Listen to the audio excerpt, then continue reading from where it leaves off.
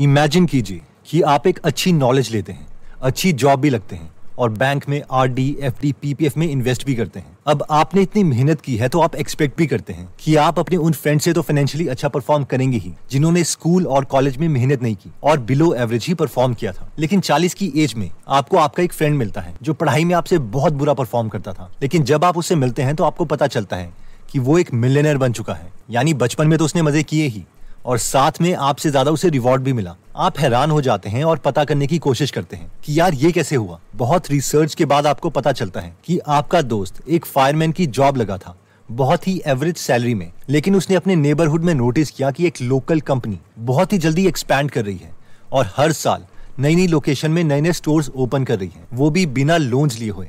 उसे यकीन हो गया था कि ऐसा तभी हो सकता है अगर ये कंपनी बहुत ही अच्छा अर्न कर रही हो।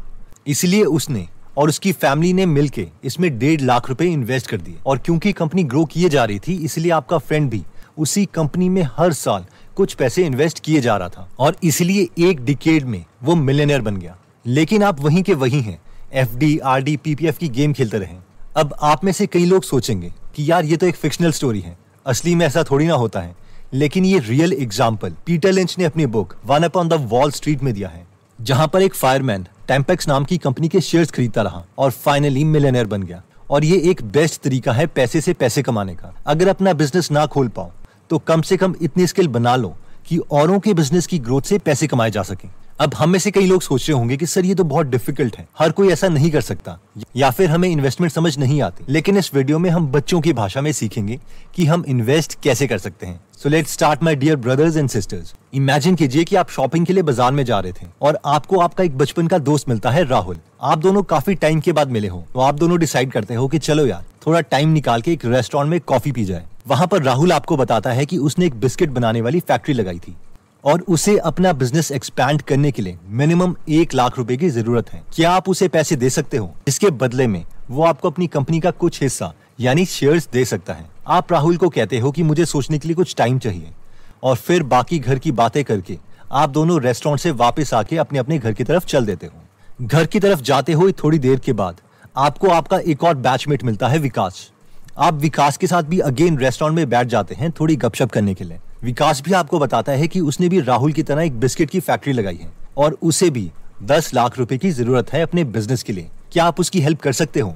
अब राहुल और विकास दोनों ने आपको कन्विंस करने की कोशिश की थी कि क्या आप इनकी कंपनी में इन्वेस्ट कर सकते हो, और दोनों आपसे ये भी कह रहे थे कि आपको कोई काम नहीं करना पड़ेगा, सिर्फ पैसे ही देने हैं। अगर कंपनी ग्रो हो जाती है तो आपके पैसे उतने ही रेट से ग्रो होंगे जितनी की कंपनी की ग्रोथ है, और वो भी बिना मेहनत के।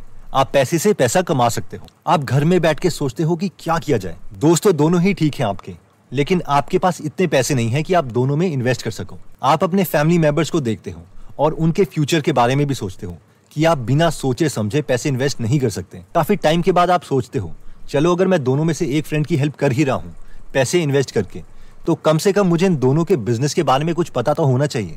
आप काफी देर तक बैठते हो और आप राहुल और विकास को सेम ईमेल सेंड करते हो जिसमें उनसे बिजनेस से रिलेटेड आपने कुछ सवाल पूछे। ईमेल कुछ इस तरीके से है, डियर भाई, इससे पहले कि मैं तुम्हारे बिजनेस में पैसे इन्वेस्ट कर सकूं, मेरे तुम्हारे बिजनेस से रिलेटेड कुछ सवाल हैं। तुम जितने जल्दी हो सके मुझे इन 5 सवालों के आंसर्स ईमेल में रिप्लाई कर दो ताकि मैं ठीक डिसीजन ले सकूं। पिछले साल तुमने कितने रुपए की सेल्स की थी? 2, उस सेल्स में से तुम्हें कितना प्रॉफिट हुआ था? 3, क्या तुमने बिजनेस के लिए अभी तक किसी से कोई उधार लिया हुआ है? अगर हाँ तो कितना?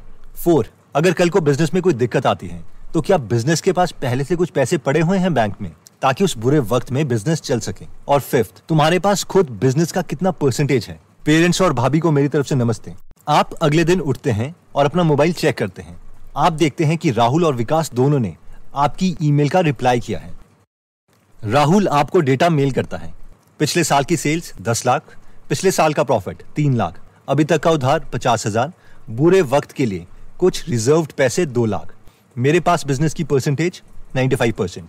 विकास की भी ईमेल आपको आती है, उसके नंबर कुछ इस तरीके से, पिछले साल की सेल्स 10 लाख, पिछले साल का प्रॉफिट 1 लाख, अभी तक का उधार 6 लाख, बुरे वक्त के लिए कुछ रिजर्व्ड पैसे 10,000, मेरे पास बिजनेस की परसेंटेज 10%। अब आप मुझे ये बताओ कि आपके सामने स्क्रीन में दोनों की डिटेल्स हैं। अब अगर आपको पैसे इन्वेस्ट करने ही हैं तो किस कंपनी में आप पैसे इन्वेस्ट करोगे? ऑब्वियसली कोई भी कॉमन सेंस अप्लाई करे तो वो राहुल की कंपनी में ही इन्वेस्ट करेगा, क्योंकि राहुल और विकास की कंपनी की सेल्स सेम होने के बावजूद राहुल की कंपनी का प्रॉफिट ज्यादा है, उसकी कंपनी का उधार कम है, सिर्फ 50,000 रुपीज, और बैंक में रिजर्व 2 लाख रुपए है। यानी बुरे वक्त में भी उधार देने में ज्यादा प्रॉब्लम नहीं आएगी, और उसका उसके बिजनेस में परसेंटेज ज्यादा है, यानी अपने बिजनेस के लिए वो ज्यादा कमिटेड है। आप में से कई लोग सोच रहे होंगे कि ये एग्जाम्पल तो ठीक है, लेकिन रियल लाइफ में से कैसे इंप्लीमेंट करें।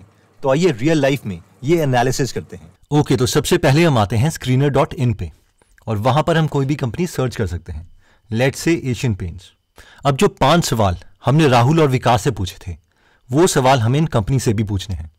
तो सबसे पहले हम खोलते हैं प्रॉफिट एंड लॉस स्टेटमेंट। तो सबसे पहले सवाल था कि क्या इनकी सेल्स इंक्रीज हो रही है या डिक्रीज हो रही है, यानी एशियन पेंट की सेल्स क्या है। जब भी हम कोई नंबर देखते हैं तो एक एब्सोल्यूट नंबर यानी एक साल का नंबर हमारे लिए मायने नहीं रखता, हमारे लिए पैटर्न मायने रखता है कि पिछले साल से अभी तक की ग्रोथ रेट क्या है। तो अगर यहां पर हम देखें तो जो सेल्स हैं ये करोड़ में नंबर है, तो ये 6400 करोड़ के आसपास थी, फिर 2011 में 7400, 9200, 10,000 और इंक्रीज होते होते 21,713 करोड़ होगी। तो ये एक पॉजिटिव साइन है। नेक्स्ट सवाल था कि इसमें से इसका प्रॉफिट कितना है। तो ये सारा काट के प्रॉफिट बिफोर टैक्स और टैक्स देने के बाद अगर हम यहाँ पे बात करें तो 836 करोड़ प्रॉफिट था, फिर इंक्रीज हुआ 843, 989 और इवेंचुअली 3139, यानी हमें ग्रोथ भी दिखाई दे रही है प्रॉफिट में। नेक्स्ट सवाल जो हमने पूछा था राहुल और विकास से वो था कि उनकी उधार कितना है। तो उसके लिए हम बैलेंस शीट में आएंगे। बैलेंस शीट में आने के बाद यहाँ पर इनका उधार है 229 करोड़, 233, और ये इंक्रीज हो रहा है। तो ये लग सकता है कि एक नेगेटिव साइन है, लेकिन इसको कवर करने के लिए नेक्स्ट क्वेश्चन था कि बुरे वक्त में इनके पास रिजर्व्स कितने हैं। तो यहां पर हम देखें तो रिजर्व कितना है 1614, 2092 और यहां पे 12,710 करोड़। तो अगर हम 2021 की बात करें मार्च, तो उसके अकॉर्डिंग जो उधार है, उधार से काफी ज्यादा रिजर्व हमारे पास पड़ा है, यानी बुरे वक्त में भी कंपनी स्टेबल रहेगी। इंडिविजुअली अगर हम बोरो को देखते तो वो मैटर करता, लेकिन अगर हम उसे कंपेयर करें रिजर्व के साथ तो इतना मैटर नहीं करता। कई लोग इनके रेशियोज ले लेते हैं, डेट टू इक्विटी रेशियो ले लेते हैं, यानी कितना है, यानी डेट उधार कितना है कंपेयर टू बाकी नंबर्स। तो वो भी हम कर सकते हैं, लेकिन अगर कॉमन सेंस भी अप्लाई करें तो ये भी हमें बता देता है कि यस डेट उतना ज्यादा नहीं है। नेक्स्ट सवाल जो हमें कंपनी के प्रोमोटर्स के इंटेंशंस के बारे में बताता है वो है कि उनके पास कंपनी का कितना हिस्सा है। तो वो हम जा सकते हैं इन्वेस्टर्स पे, और यहां पर हमें पता चलेगा कि प्रोमोटर्स के पास 52.79% है, और इन्होंने इसको डाइल्यूट नहीं किया, यानी बेचा नहीं। जून 2018 से लेके इतना परसेंट ही इन्होंने होल्ड करके रखा है, जो कि बताता है कि हाँ इनको अपनी कंपनी पे विश्वास है। अगर ये परसेंटेज इंक्रीज हो रही है यानी वो शेयर्स को बाय बैक कर रहे हैं, खुद खरीद रहे हैं, और वो ज्यादा पॉजिटिव साइन है। फिर उसके बाद FIIs हैं, जो फॉरेन के इंस्टीट्यूशनल इन्वेस्टर्स हैं, उनकी कितनी है वो भी खरीदते रहे। ये डोमेस्टिक इंस्टीट्यूशनल इन्वेस्टर्स हैं जैसे SBI वगैरह या कोई भी म्यूचुअल फंड्स वगैरह होते हैं एक्सेट्रा। और फाइनली गवर्नमेंट के पास इतना शेयर है, और ये पब्लिक के पास यानी हम लोग जैसे रिटेल इन्वेस्टर्स हैं, हमारे पास ये परसेंटेज इस तरीके से हुई, यानी 20 से घट के 19.48% हमारे पास है। इसको अगर हम ग्राफ से समझे तो वो मनी कंट्रोल से हमें पता चल सकता है। यहाँ पर आप देख सकते हैं, तो इस ग्राफ से हम समझ सकते हैं कि अगर हम यहाँ देखें तो ये प्रोमोटर्स के पास है 52.79%, यानी ओनर्स के पास, ये हम लोगों के पास पब्लिक के पास है 19.48%, और ये डोमेस्टिक इंस्टीट्यूशनल जो इन्वेस्टर्स हैं उनके पास 7.35% है, और जो फॉरेन के हैं उनके पास 2.38 है। अब हम एक एक्सट्रीम ऑपोजिट लेते हैं एग्जाम्पल। ओके, तो अगर हम एक एक्सट्रीम ऑपोजिट कंपनी का एग्जाम्पल लें तो ये मुझे एक मिली थी MFL इंडिया लिमिटेड। तो यहाँ पे अगेन हम वही 5 सवाल अगर इससे पूछते हैं इस कंपनी से, तो सबसे पहले क्या था प्रॉफिट एंड लॉस। तो यहाँ पर हम क्लिक करते हैं, यहाँ पर आप देख सकते हो कि सेल्स कितनी है 0, 0, 75, 77, 90, 111, 127, ये इंक्रीज हो रही है। अच्छा लग रहा है कि यहाँ पे शायद कंपनी इंप्रूव हो रही थी, लेकिन दोबारा से 59, फिर 0, 1, बहुत ही अनस्टेबल सी कंपनी है। तो अगर हम प्रॉफिट के बारे में बात करें तो ये 0, 0, 1, 1, 0, 1, 1, 1, 0, -49 लॉस पे, फिर -25, फिर 32, पता ही नहीं चल रहा कि कंपनी में हो क्या रहा है। तो ये जो चीज़ें हैं ये बहुत ही नेगेटिव हैं ऑब्वियसली। अगर हम बैलेंस शीट में जाएं और यहाँ पर देखें कि बोरिंग्स उधार कितना है, तो 0, 0, 14, 12, 17 ये उधार बढ़ता रहा, 66, 74, फिर 38, फिर कम हो गया, और रिजर्व्स कितने हैं नेगेटिव में है -5, -5, -4, -3। तो ऑब्वियसली ये कॉमन सेंस हमें लग रहा है कि ये एक नेगेटिव इंटेंशंस है। अगर हम बात करें कि कंपनी के प्रोमोटर्स के पास कितना है, तो जो प्रोमोटर्स के पास है वो सिर्फ 0.42% है, यानी सारा का सारा उन्होंने पब्लिक को थमा रखा है। एक तरह से बोलना नहीं चाहिए, लेकिन ये स्कैम टाइप चीज़ है कि आप, क्योंकि अगर आपको अपनी कंपनी पे विश्वास है तो आप ज़्यादा से ज़्यादा होल्ड करना चाहोगे। इसे अगर हम ग्राफ से देखें और मनी कंट्रोल की वेबसाइट में आएँ MFL इंडिया और नीचे देखें तो ये आप देख सकते हैं ग्राफ से ज़्यादा क्लियर होता है, इमोशनली हमें समझ आता है कि ये सारा पब्लिक के पास है 99.48% और थोड़ा सा हिस्सा जो है 0.42% सिर्फ प्रोमोटर्स के पास है। यानी उन्होंने पब्लिक करी कंपनी और सारे शेयर्स अपने बेच के पब्लिक को निकल गए। और इसकी जो सबसे नेगेटिव बात मुझे और भी लगी थी वो ये थी, अगर आप इनकी वेबसाइट पे क्लिक करें MFL इंडिया तो वो खुलती ही नहीं है। ये डोमेन नेम ही कोई खरीदना चाह रहा है, तो ऑब्वियसली जो भी इस कंपनी में इन्वेस्ट करेगा तो ये बहुत ही बुरी इन्वेस्टमेंट होगी और पोटेंशियली जो लॉस है वो 100% होगा। अब मेन सवाल आता है कि क्या अगर ये कंडीशन सेटिस्फाई हो जाती है तो हम किसी भी प्राइस पर शेयर्स ले लें? इसका आंसर देने से पहले हमें PE रेशो को समझना पड़ेगा। PE रेशो का मतलब है कि एक साल में ₹1 कमाने के लिए हमें कितने पैसे इन्वेस्ट करने पड़ेंगे। फॉर एग्जाम्पल, अगर हम बैंक की बात करें और अगर बैंक में इंटरेस्ट रेट 5% है और हम बैंक में ₹100 इन्वेस्ट करते हैं तो एक साल के बाद ये ₹100 ₹105 में बदल जाएंगे। यानी 105 माइनस 100 इज इक्वल टू ₹5 की अर्निंग हुई है। तो इस केस में PE रेशो होगा प्राइस जो कि है ₹100 डिवाइडेड बाय अर्निंग जो कि है ₹5, यानी 100 divided by 5 is equal to 20। यानी एक साल में ₹1 कमाने के लिए आपको बैंक को ₹20 देने पड़ेंगे। इसलिए साल के शुरू में हमने बैंक को ₹100 दिए थे, यानी 20 के 5 नोट। तभी हमें हर ₹20 के नोट के लिए ₹1 मिला और टोटल ₹100 देने से हमारी अर्निंग ₹5 हुई। आई होप ये कॉन्सेप्ट आपको क्लियर हो गया होगा क्योंकि ये बहुत ही सिंपल है। अब अगर हमें ये देखना है कि कंपनी के शेयर्स अभी सस्ते में मिल रहे हैं या महंगे में, तो जो सबसे आसान मेथड है वो ये है कि जिस कंपनी को हम खरीदना चाहते हैं उस कंपनी के PE को हम बाकी सिमिलर कंपनी के PE से कंपेयर कर सकते हैं। अगर बहुत ही सिंप्लीफाइड वे में बोलें तो ये कुछ ऐसा है कि जैसे आपको कोई लैपटॉप खरीदना है तो आप सेम लैपटॉप 3-4 दुकानों से खरीद सकते हो। चलिए इसका प्रैक्टिकल एग्जांपल देख लेते हैं। अगेन हम screener.in में आते हैं और एशियन पेंट्स की जो PE है हम उसे उसकी इंडस्ट्रियल PE से कंपेयर करते हैं। तो जो स्टॉक का PE है वो आप देख सकते हो कि 90.7 है, यानी लोग 90.7 रुपीज देने को तैयार हैं पर साल ₹1 कमाने के लिए। और अगर हम इसे इसकी इंडस्ट्रियल PE से कंपेयर करें, अगर आपको यहाँ पे इंडस्ट्रियल PE नहीं दिखता तो आप इसे यहाँ से सर्च कर सकते हैं। जब आप इसे क्लिक करेंगे तो ये रेशो यहाँ पे ऐड हो जाएगा।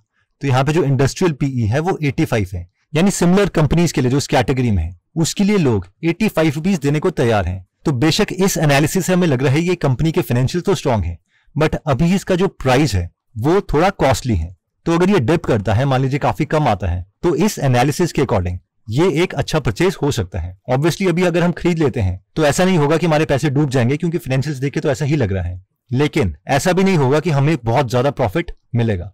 इसलिए I hope you got the point. Again हम कंपेयर करते हैं जो MFL इंडिया है। अगेन यहाँ पे हम इंडस्ट्री PE सिलेक्ट कर सकते हैं ताकि ये वाला जो रेशो है वो यहाँ पे आ जाए। तो इसकी इंडस्ट्री PE कितनी है? 3.46 और जो स्टॉक PE है वो 0.30 है, यानी लोग ₹1 कमाने के लिए 30 पैसे देने को भी तैयार नहीं है। तो इस पर्टिकुलर पैरामीटर से तो लग रहा है कि ये अच्छा परचेज है, बट हम इसके फाइनेंशियल देख चुके हैं कि बहुत ही अनस्टेबल कंपनी है। इसका डोमेन नेम भी नहीं खुल रहा और ये बहुत ही छोटी कंपनी है 9.73 CR की अकॉर्डिंग टू मार्केट कैपिटलाइजेशन। तो again I hope you got the idea कि इस क्राइटेरिया में हम क्या करने की कोशिश। तो दोस्तों इस वीडियो में हमने देखा कि शेयर मार्केट एक बहुत अच्छा तरीका है पैसे से पैसे कमाने का। अगर हम इन मल्टी बैगर कंपनीज को देखें जैसे कि एस्ट्रल पॉली और एशियन पेंट्स, तो अगर ठीक टाइम पे हम इन कंपनीज में पैसे इन्वेस्ट कर लेते तो हम बिना काम किए बहुत ज्यादा रिटर्न पा सकते थे। फॉर एग्जाम्पल अगर हम एशियन पेंट्स की बात करें तो जनवरी 2006 में इसका शेयर का प्राइस ₹60 के आसपास था और अभी जो इसका प्राइस है वो 2956 के अराउंड चल रहा है, यानी 2956 डिवाइडेड बाय 60। ये एक प्रॉपर मल्टी बैगर थी, सिर्फ 14 सालों में 50 टाइम्स पैसा।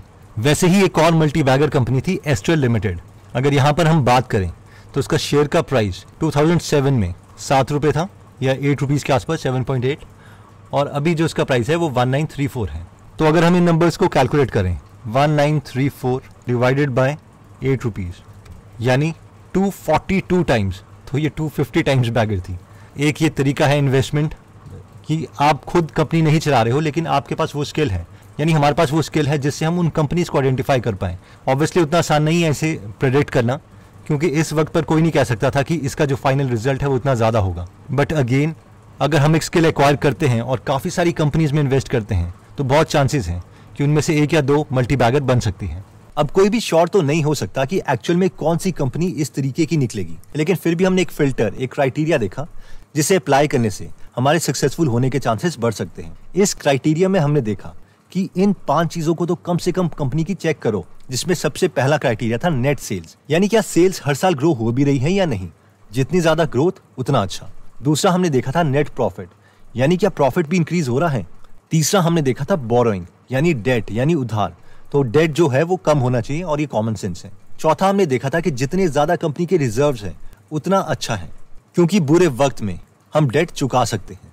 इस केस में कई लोग डेट और रिजर्व का रेशो ले लेते हैं, कई डेट और इक्विटी का रेशो ले लेते हैं, यानी इक्विटी के कंपैरेटिवली कितना उधार है। अगर 10% या 10% से कम है तो ये जनरली अच्छा कंसिडर किया जाता है। और पांचवा था प्रोमोटर्स होल्डिंग, यानी अगर कंपनी के प्रोमोटर्स खुद का सारा शेयर सेल नहीं कर रहे तो ये एक अच्छा साइन है, और अगर सेल कर रहे हैं तो ये ऑब्वियसली बुरा साइन है। फाइनली अगर ये पांचों चीजों से कंपनी की फाइनेंशियल स्ट्रांग लग रही है तो वेट करो कि कंपनी का पीई उनकी इंडस्ट्रियल पीई से कम हो। जितना कम होगा उतना अच्छा है, और मिनिमम इस क्राइटेरिया के बाद ही इन्वेस्ट करो। ऑब्वियसली आई होप आप लोग समझते होंगे कि एक 10 मिनट की वीडियो में पूरी एनालिसिस नहीं सिखाई जा सकती, इसलिए ये मेथड 100% सॉलिड नहीं है। लेकिन टू बी ऑनेस्ट कोई भी एनालिसिस 100% श्योर नहीं होती। इन एनालिसिस से ये तो पता नहीं चलता कि कौन सी कंपनी के शेयर्स खरीदने हैं, लेकिन ये जरूर पता चल जाता है कि किन किन कंपनी के शेयर्स नहीं खरीदने हैं। इसमें ज्यादा सक्सेस के चांसेस तभी हैं जब हम बिजनेस के बारे में 100% पता है, यानी प्रोडक्ट क्या है, क्या लोग उसे पसंद कर रहे हैं या नहीं, कंपनी आगे एक्सपैंड कैसे करेगी।